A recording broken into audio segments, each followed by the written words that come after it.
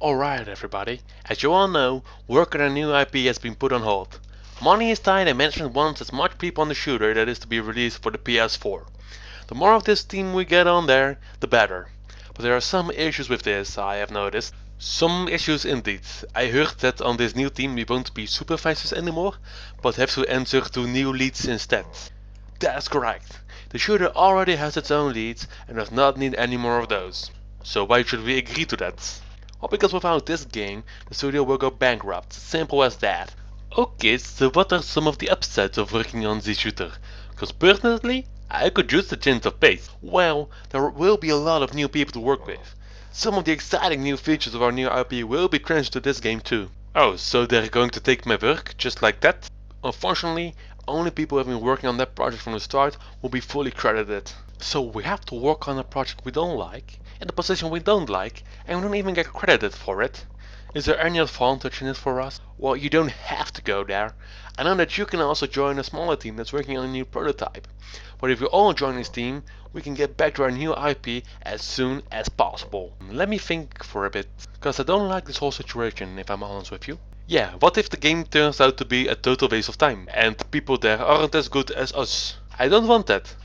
I agree, it does seem that the situation sucks for all of us. I disagree. You can see it as a way to learn a lot more about the new genre. And don't forget, it's not like you will be going down in salary or anything, it's just the work that will change. Sure, there is stuff to learn. But can we show off our work if we don't get credited? You won't get publicly credited, but you can still use the work for your portfolio. Okay, so we can learn from this project and use it for our portfolio. Do we have any guarantee that we get to work on our new IP after it? As far as I know, that depends entirely on the sales of the shooter. So in a way, it's choosing the lesser of two evils, right? Well, to be fair, that is the pessimistic way to look at it though.